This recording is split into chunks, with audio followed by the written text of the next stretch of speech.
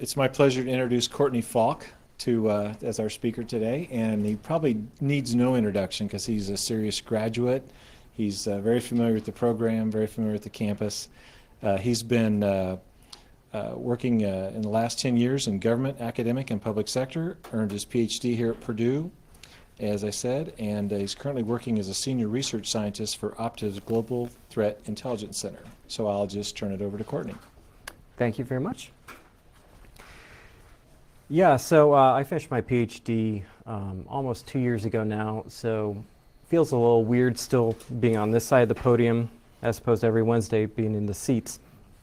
I work for Optiv in a small unit called the Global Threat Intelligence Center. Optiv's in MSS, a managed security solutions provider. So we're a little different inside Optiv in that instead of focusing on internal customer networks, we actually look externally. We look at trends that are going on outside the company in the greater world to help inform our customers as to what kind of threats they might see in the future. I actually work in Indianapolis. I'm going to be back for the symposium, so if anybody has any questions or further discussions you'd like to have, I'd be happy to make time for you. Otherwise, you can email me at the decoded address. I'd be happy to give you a copy of the slides with notes and URLs to the sources that I'm going to cite.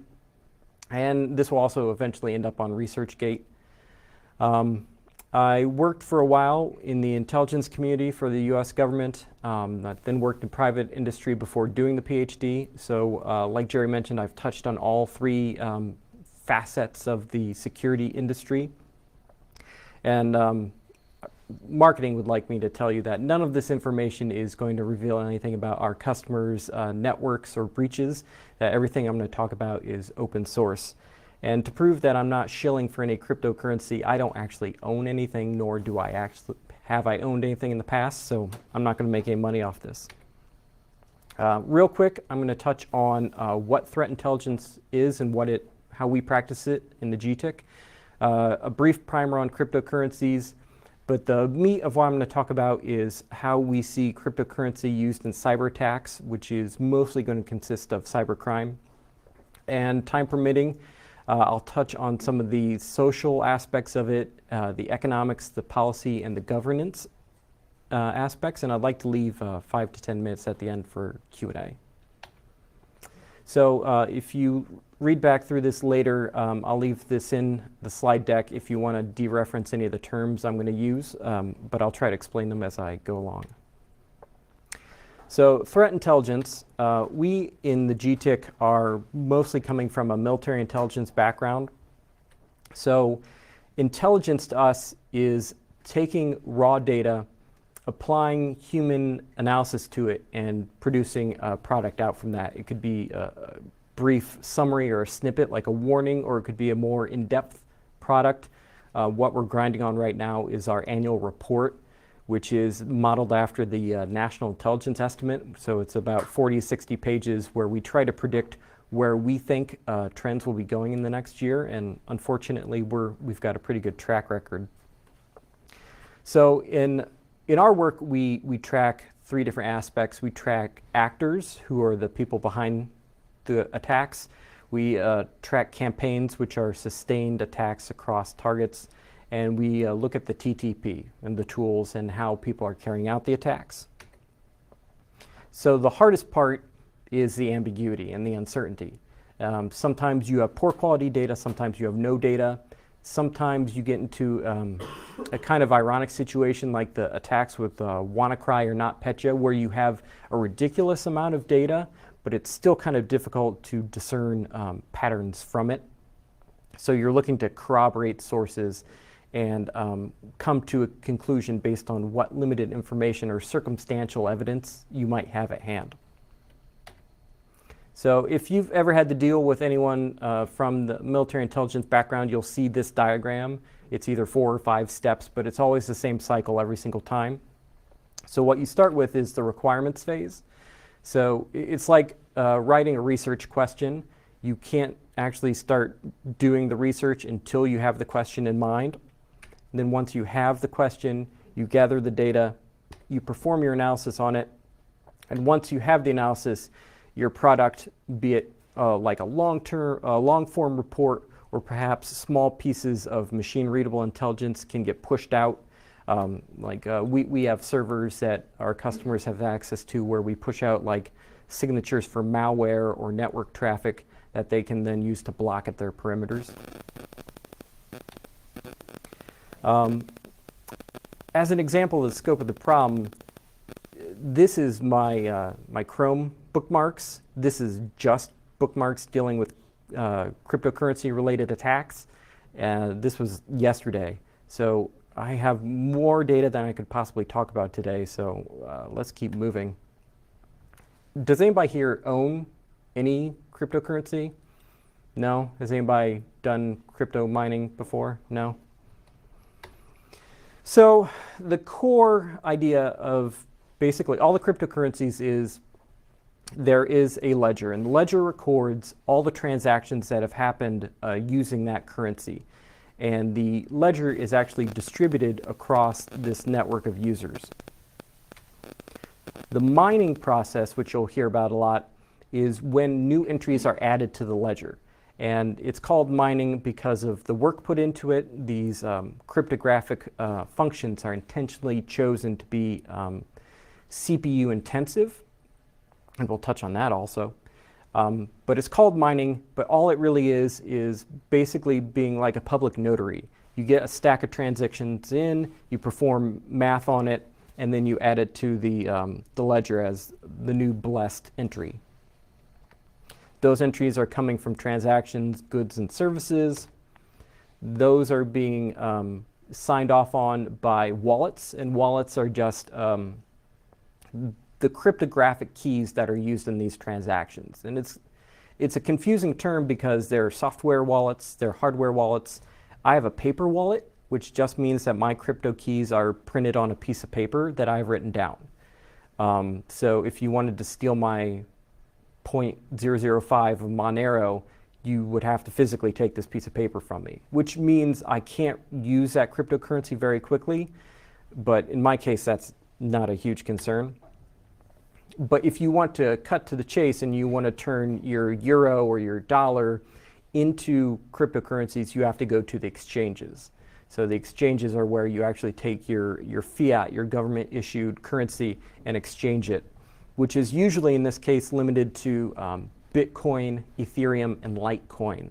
So despite the dozens and hundreds of different coins you'll see, you can't actually just buy those straight. Mining is the backbone of the cryptocurrency.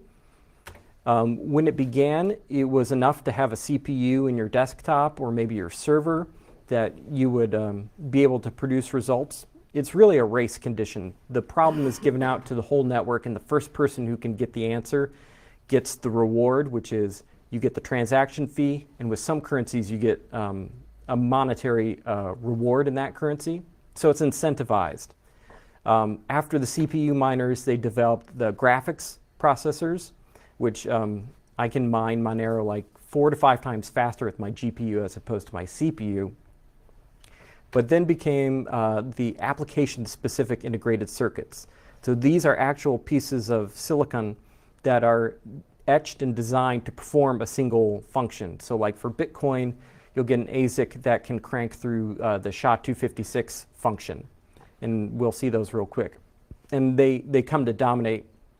But if you're a little guy, you can join a mining pool. So a lot of little guys can get together and pool their resources, and you get fractional amounts of what the whole pool is rewarded. But at this point with currencies like Bitcoin, you basically have to go big or go home. And these Russian nuclear scientists, they set their sights pretty high. But we'll talk about OPSEC here in a minute. They might have set their sights a little too high. This is a buddy of mine. He works for Apple, but he lives up the road in Valpo. He's standing next to his cryptocurrency rig. For a while, he was doing Bitcoin. He's got like four rack mount units and like 12 or 16 single units. He said 2 dedicated 30 amp circuits in his basement just for this setup. And he was spending $500 a month in electricity. I didn't get a clear answer on whether or not he was actually breaking even on that or not. But this is what he's up against. And this is a Bitcoin mine in China. And there's a good link to this Vice Motherboard documentary on YouTube. And it's really interesting to see the setup they have going. They actually have on-site IT 24/7 who live there. So what's the market looking like right now? The market capitalization, how much money is actually invested in these right now? About 180 billion is written in Bitcoin right now. This was yesterday afternoon. And you can start to see some of the interesting fluctuations and volatility that have only really happened in the last year or two. So that's what cryptocurrency is. How is it actually being used in relation to cyber attacks? We partner with a company called Intsights. It's out of Tel Aviv. They collect data from hacker forums in the deep web and darknet. So they do things like they create fake identities, and they use these identities to get into the hacker forums and become trusted, and then they can start using their bots to start scraping the data. So I did a quick search for some of the better known cryptocurrencies, and here are some of the results I came up with. Bitcoin, far and away, the most talked about. And you can start to see, once you remove Bitcoin, you can start to see the breakdown between some of the secondary coins, but they don't even really come close yet.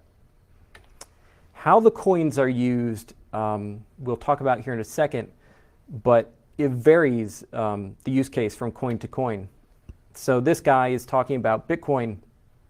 He's selling a Trojan, which will actually steal Bitcoin from your wallet. So it'll either steal the key or it'll initiate transactions using your wallet.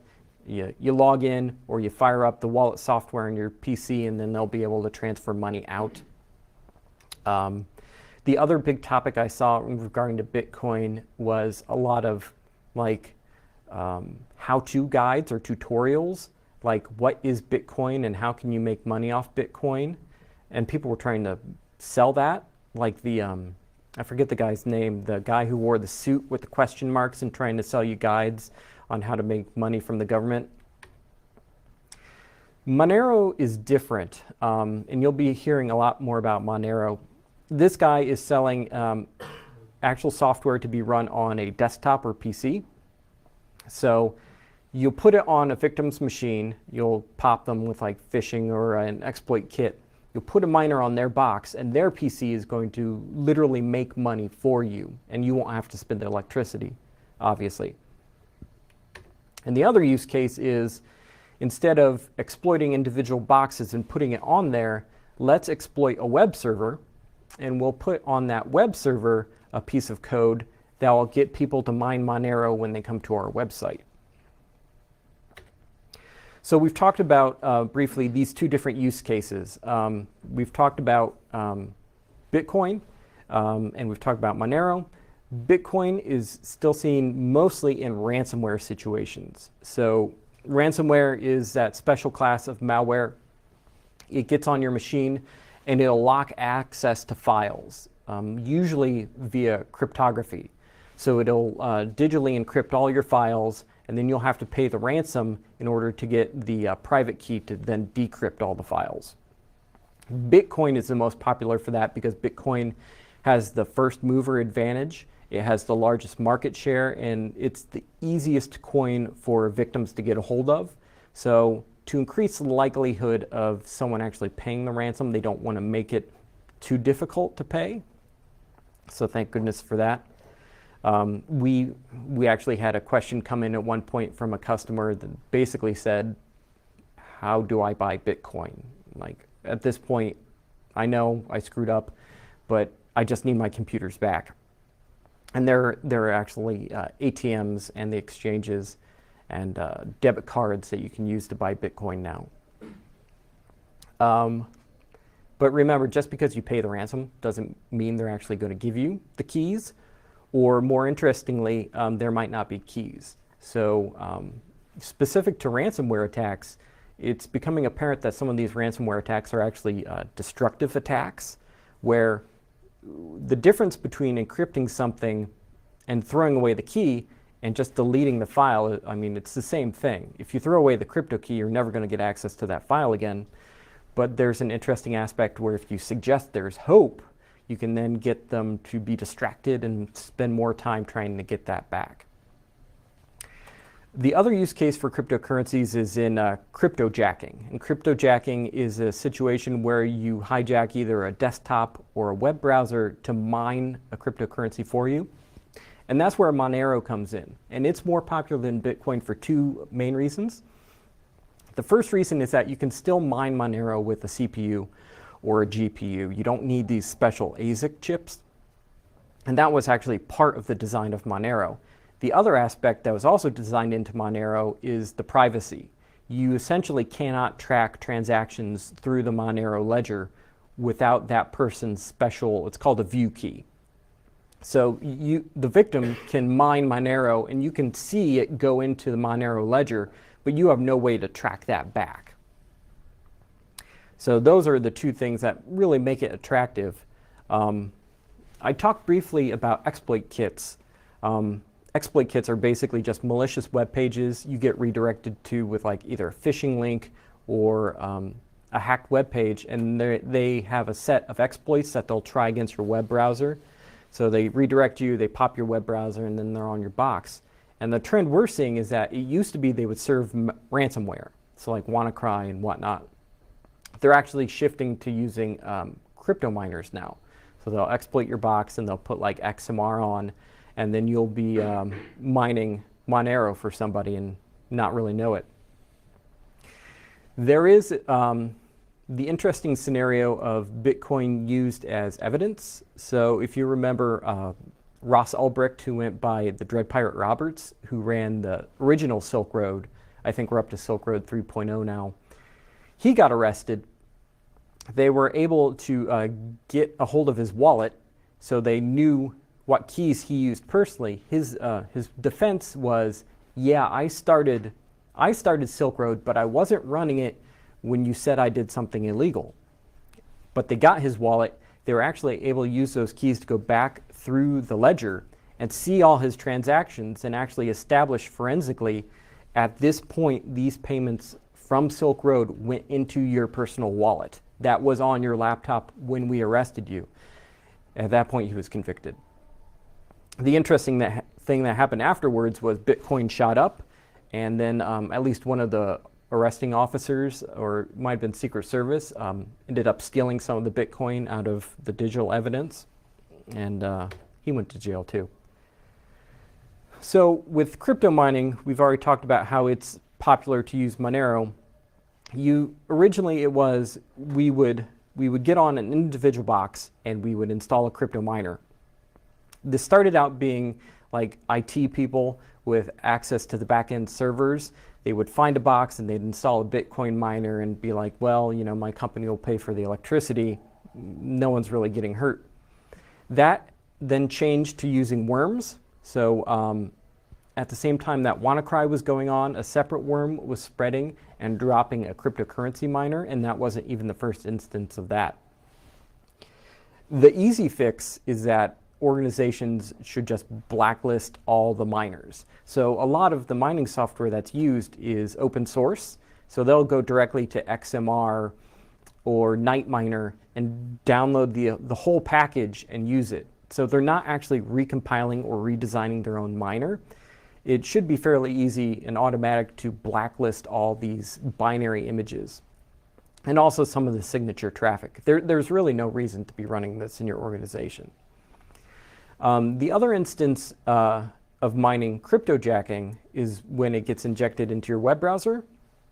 That's also open source. You can go and you can get it's CoinHive is the most popular software. It's on GitHub.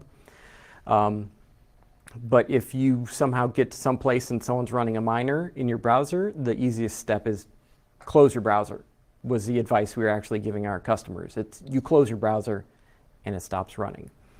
People have gotten a little smarter. They've actually started creating like 1x1 pixel sized new browser instances. So you can close the one you accidentally started mining in and they'll still be able to mine. And they also attack third-party sites like ad networks, or someone exploited like an accessibility, like a handicap accessibility add-on, and inserted the crypto miner into that. CoinHive started with this good idea. The idea was we can monetize websites in a different way. The old model was advertising, and the new model is crypto mining. Mega.co, which is the New Zealand upload site, they did this. The problem with their approach was they didn't tell anyone they were going to do it. They were like, we're doing an experiment. And people noticed and got a little upset. And then after the fact, they explained what was going on. So that was poor marketing on their side. Salon, the blog and news site, they're doing it. If you browse to them with ad blocker enabled, it'll give you, redirect you to a page, and it'll say, so you're using a web browser, we really, we need to monetize this in some way, learn about how we could monetize the other way by clicking this link. And if you click the learn more link, it automatically starts crypto mining. So while you're learning, they've already started doing it in the background, which is also semi-ethical, bad business. But really what you want to do is you want to, yes? I just want to ask Courtney. How much does your performance change on your browser or on your PC, whether you get, CoinHive or Monero? Basically, it's going to peg the CPU, at least half the cores. So if you have like a 4-core machine, it's probably going to peg 2 of the CPUs. So that at the bottom, the OPSEC downside, that's the big problem. So if you open Task Manager and all of a sudden you see that 2 of your CPUs are semi-idle and 2 are totally pegged, I mean, you'll also probably like hear the fans going. That's your first indication that something's wrong. So these kind of attacks are pretty difficult to hide because it doesn't take any special forensic digging to find this. It's not like a rootkit that's sitting in your kernel. So one of the early attacks, and one of the best ones, was Showtime. So someone popped Showtime, they modified the web page and started serving crypto, CoinHive specifically, and that's like the ideal use case. You want long session times. People are going to come on your web page and stay for a long time. So like that kind of video streaming service would be ideal, or audio streaming, something like that. Another interesting use case was someone found it in a Starbucks Argentina. Someone had exploited the router. So you connect to the free Wi-Fi. Someone's exploited that, and inside the proxy, basically, they're rewriting all your HTTP requests, and they're inserting the CoinHive code into it. So there's really no way to get around that. Maybe someday Comcast might pick up on that, or whatever dubious ISP. You'll see this in phony mobile phone apps. Flashlight apps, all these generic things are a great way to insert minors in. Grandma might not know, she might want an app and pick the first one. I'm not convinced that this is a great business case. Some of the numbers I've seen suggest that you'll get like a hash a second's the measure. You'll get roughly 30 hashes a second. So if you could do that all day, you'd earn about 4 cents of Monero. So figure you need to keep the equivalent, enough people to keep constant processing all day long, and you need thousands and thousands of people to make dozens or hundreds of dollars. I'm not sure yet where the money's actually going, or if they're actually making all that money. So the worms that I talked about, the miner spreaders, they've been around for a while. The Edelkoz, however you pronounce that, that was the one that was going on at the same time as WannaCry. So WannaCry was the ransomware that demanded the Bitcoin. That has been tentatively linked to North Korean threat actors. And that was an interesting scenario in that no one bothered to collect the ransom for a long time. So I talked about having lots of data and having poor conclusions. That's an example of a situation where we know a lot, but we can't understand very much. And I mean, the most recent attacks are from just a couple weeks ago. The ADB bug in the Android phones it was like a week later that that was actually monetized into a miner. So we talked about how to get the victims to make money for you. I think that's the most interesting part of it, because that's like the novel use case to exploiting someone's computer. It used to be you exploit a computer to either make them a botnet to use their bandwidth, or you exploit a computer to steal their information, like their bank or their credit card information, and resell that. But now you can literally use someone's electricity to make money for you. So that's what I find to be really interesting. It's a whole new use case. This is the old use case, straight theft, but that seems to be where the money is. The wallet providers have gotten smart. They're like banks in that they offer multi-factor authentication now. So like your cell phone you can use as the out-of-band communication, or your email, something like that. So the attackers have actually moved on to do voice phishing, SMS phishing, attacking these channels in conjunction to regular phishing attacks. So multi-part sophisticated attacks to get into your wallets. But the exchanges are like the banks, and hitting the bank is where the money actually is. Mt. Gox, hundreds of millions of dollars. Coincheck is still very new. I don't have a lot of good information on that yet, but it's looking like it might exceed Mt. Gox in the amount that it was hit for. One of the interesting use cases or situations is the distributed autonomous organization. It was built on Ethereum. Ethereum is significantly different from Bitcoin in that Ethereum has a full virtual machine, kind of like the Java virtual machine. So if you are on the Ethereum network, you're running this full virtual machine.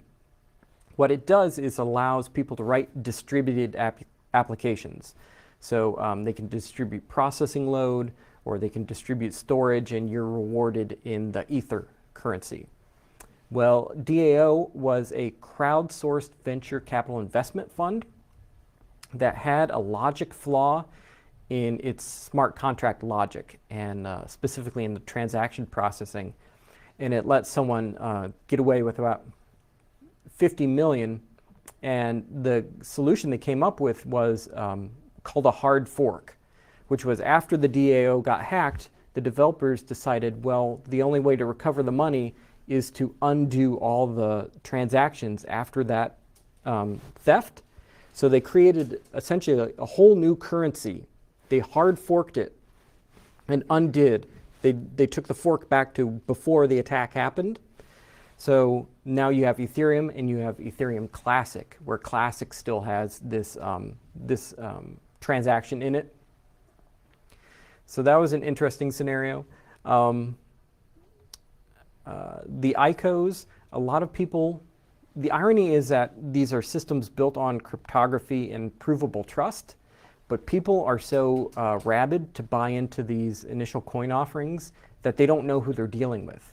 And so it becomes pretty easy for someone to phish an ICO and basically just be like, oh yeah, I can sell you this coin or this token. And people will just throw their money to these people without checking it out. And surprise, it turns out to be fake. And one of the funny situations was someone sent a physical letter, like a handwritten letter saying basically, I know what you did last summer, kind of vague on the details, but ominous, demanding cryptocurrency payment. So that goes way back to like the Nigerian scammers. This is one of my favorite attacks.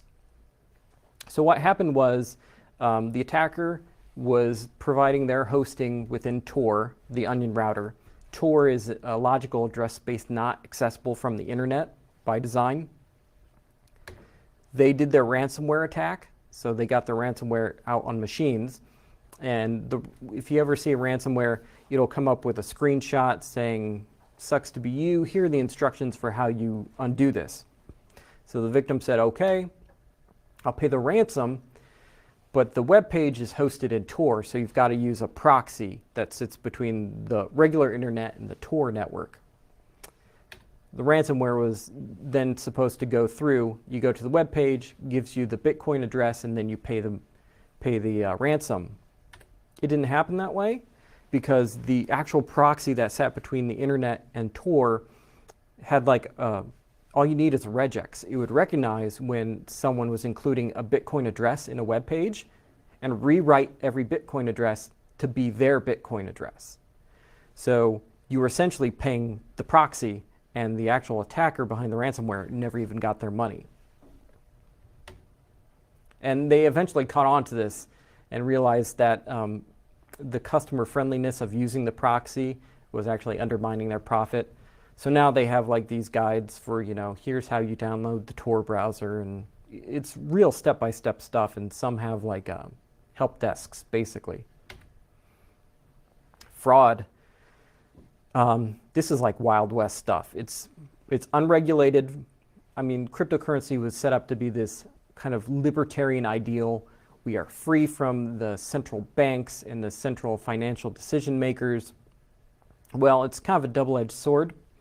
You'll read a lot about ICOs. ICOs are initial coin offerings. They're meant to be like initial public offerings in the stock market, only they create a new currency, usually on top of Ethereum. And then you can buy into that, and people use it either to actually like as a startup to start a service, or basically just as a fundraising mechanism. Because essentially this isn't currency, this is actual financial instruments like a stock. And the number of situations in which this has gone on have been ridiculous. The guy up in the right is a spokesman for the BitConnect Ponzi scheme. If you haven't seen him on YouTube yet, you probably will before too long. If anyone guarantees you a guaranteed return in an investment, it's a lie. I mean, I'm not a talented investor, but I can tell you if anyone says I can guarantee 5-10% return on your investment, no, they're lying to you. But it's not just limited to these small-time, no-name crypto offerings. There's some interesting research going on as to whether or not the Bitcoin price has been artificially inflated by automated bot software. And there's some compelling evidence as to whether or not that happened. This was a couple years ago. So we want this cryptocurrency to be money. We want it to be an actual medium of exchange and not just an investment. But the government really wants to know where this money is going. So they want to be able to track large exchanges, wire transfers, remittances, informal money lending. The money laundering process in cryptocurrency is like ridiculously easy. You've got Bitcoin, just throw it through another currency. You might pay a little bit in the fees, but bring it back into Bitcoin, it's clean. There's also something in Bitcoin called tumbling services, which is basically they create a bunch of small transfers. So you put your money into the tumbling service and it gets mixed back and forth with all these transfers. It's about the most literal metaphor to money laundering I've ever seen. And you get it back out, and now they can't really trace it back to your wallet. There's some evidence to terror funding, but I've seen so very little of that, that's hardly on my radar. Most of what I've been seeing has been straight crime. Some of it has been suggested to connect to nation-state actors, so I picked on North Korea for a bit. And some of it might be evidence of tax evasion, which is complicated by the fact that I don't think the IRS has issued guidance yet on what you need to pay in the United States if you've made money off cryptocurrency. So expect that to change once someone figures out the problem. So we have a couple minutes left. I'll go through these slides real quick. This is one of my favorite things to follow. Venezuela, the nation, has created its own cryptocurrency because their actual currency is garbage, more or less. The official exchange rate is about 3,000 bolivar to the dollar. Black market, it's 226,000 to the dollar. People are getting literally paid in cartons of eggs. So if I was a lawyer for someone who held large amounts of debt from the Venezuelan government, I'd be getting pretty upset about this right now because it seems like a way to circumvent debt payments and bring in new currency. The biggest problem that all cryptocurrencies are going to face is scalability. Some of that is utility. The processors like Visa and MasterCard are faster than Bitcoin by about a factor of 3. So Bitcoin has a huge, huge hurdle to cross yet. The fees associated with Bitcoin as it's gone exponentially higher have been ridiculous. You used to be able to use it on Steam to buy video games, and they dropped it because the fees were getting ridiculous and the volatility. If you actually look at the Wikipedia page talking about the gold standard, a lot of the things, the problems with the gold standard are going to sound eerily familiar to cryptocurrencies. The limited body of people who control the currency, a fixed supply of the currency, so on and so forth. And I talked about what happened with Ethereum in terms of we're going to make the decision to revert the whole ledger just so these other people can get their money back. There have been other splits in the last year. People have been splitting off Bitcoin as they disagree with like the design decisions that went into it. Things that might not make sense or seem important if you just want to use it as money. And the speculation is just ridiculous. I can't read any post on Reddit about Bitcoin specifically or any cryptocurrency in general because half of them are memes, half of them are just fanboys. This guy up, well, I don't know if it's a guy. This is a clipping actually from my local Carmel paper. So there's an office down in Carmel that's willing to help invest in Bitcoin and cryptocurrencies for you. This is their second ad. I lost the first one. I like the buy the dip because it's an admission that the value has really dropped, but that's okay. That's just the sign that you need to buy now. The fine print is a little smudged, but basically they say you have to have $100,000 to invest or we won't talk to you, and you have to have a net worth of over $2 million. So I'm a little dubious about that. They also haven't responded to my requests. I wanted to actually sit down with them and ask them about like the security challenges they face, and we haven't been able to connect yet. The two most recent problems have come up are, do you remember distributed processing services like SETI at home or protein folding? They're actually seeing a dip in available CPU usage. As people take their computers to make money, they're less interested in finding aliens or finding cancer drugs. And the other problem that it's just starting to become significant is that environment. So yeah, we're using electricity, but that electricity is coming from somewhere. There's some kind of carbon dioxide and produced as a result. So we're starting to be able to measure that impact in the environment. And the speculation, I love this. The Long Island Iced Tea Company changed their name to Long Blockchain Corporation, and their stock price tripled. Like they had no business plan ready.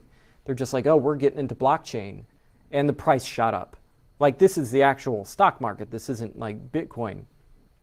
Kodak kind of has a plan going, but Kodak's been slowly dying. Maersk actually has an interesting idea in terms of logistics and tracking, which seems to dovetail well with the distributed nature of the blockchain. But keep in mind, Maersk was one of the biggest victims affected by the NotPetya ransomware attack.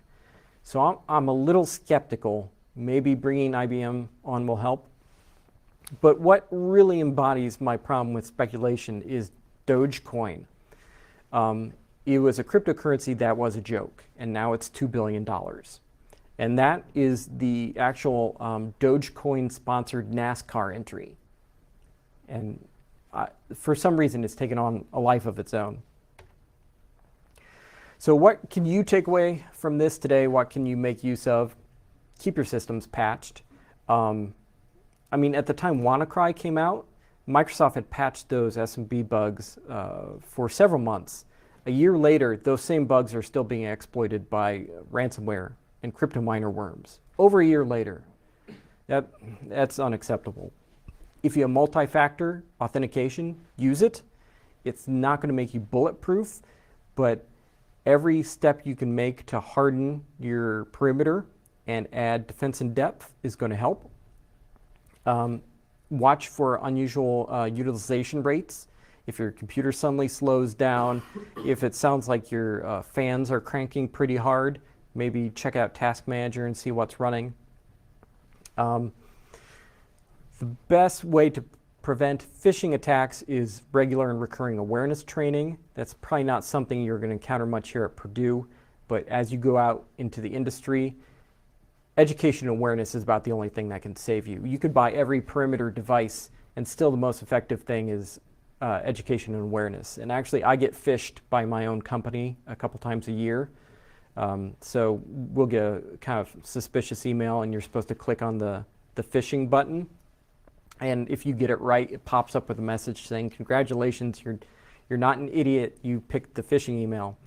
And sometimes I click that on emails, and it's like, "Oh, well, that wasn't a test, so we'll just forward this on and blacklist it for you."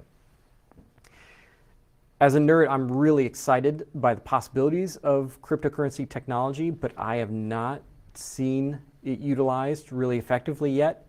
It seems beholden to the speculation, and until such a time as like the really killer business case is developed, I'm not sure that it's really going to fulfill its true potential, and I find that to be kind of disappointing. So here's hoping. And that's all I had prepared. We have about 5 minutes left if anybody has any questions they'd like. So Courtney, is this one of your growing campaigns that comes up on your radar? Do you see this consuming more time than some of the other threats that are out there? Not yet. I mean, the ransomware is still the biggest focus. This is still kind of diffuse. I mean, we talked about several different vectors of attack, several different technologies, but it's becoming more and more common. So one of the things we try to produce are small pieces of machine-readable intelligence, indicators of compromise. So we try to keep that up to date such that if someone runs across one of these things and it gets installed on their machines, they'll detect it sooner. Things like that. Any other questions? I still don't understand. What is the cryptocurrency what is the support behind it? Because if you have some currency, there's somebody who has to support it. Otherwise, it doesn't mean anything. So, correct. Essentially, it's speculation. I mean, some cryptocurrencies like Venezuela's, they talk about it being backed by their natural resources, their oil and their diamonds and their gasoline. How that works isn't really clear. That might be like buying a future or another security. Like you can buy oil futures, so on and so forth. But things like Bitcoin, the price is entirely, it's more like stocks. It's entirely based on what people value it at personally. And that's what makes it vulnerable to exploitation by things like bots. A lot of, do you know about penny stocks? Yeah. So a lot of the really small coins are vulnerable to pump and dump the same way as penny stocks are. And pump and dump is where one person, like the Wolf of Wall Street movie, what they were doing with pump and dump. They would get a lot of excitement. They'd bring people in to invest in a coin they already own. When the price goes up, the original pumpers sell it out for a profit and leave people behind with a devalued currency. So it's all perception at this point. so everything is virtual. You don't have anything to basically show for it. Some people, they buy it, but as I said, when they talk about these resistance levels or whatever, all of a sudden from 20,000 it goes to 6,000. As I said, it doesn't make sense to me, at least. I don't understand it. No. And I didn't take economics, so I can't give you a good economics explanation other than speculation. sometimes when they talk about resistance level, it's based on a technical analysis, Yes. which may have nothing to do with fundamentals. Yes. So you can look at it technically and say, oh yeah, it keeps hitting this point and going back up. That must be a resistance point, or or support point, depending upon which one. But that doesn't mean fundamentally it's still solid. It just appears that way. Yeah. No, I know about that. I'm just saying, because when they're talking about resistance level or something, you produce something or your profit goes down or something, but everything over here is just virtual. You don't have anything to show for it or talk about. You don't know whether it is right or not. It's a lie or it's not a lie. What it is, I don't know. Well, and you see these indicators of problems in things like the high volatility, like Bitcoin varying by $10,000 in a matter of months. Or at one point, the South Korean government was going to ban cryptocurrency exchanges in South Korea, and the Bitcoin price dropped. And then a day later, the South Korean government said, no, we never said that. That's total rumor. So on this rumor, it affected the price of this currency by thousands of dollars. And that doesn't speak to strong fundamentals to me. Any other questions? Terrific. Thank you very much. Thank you.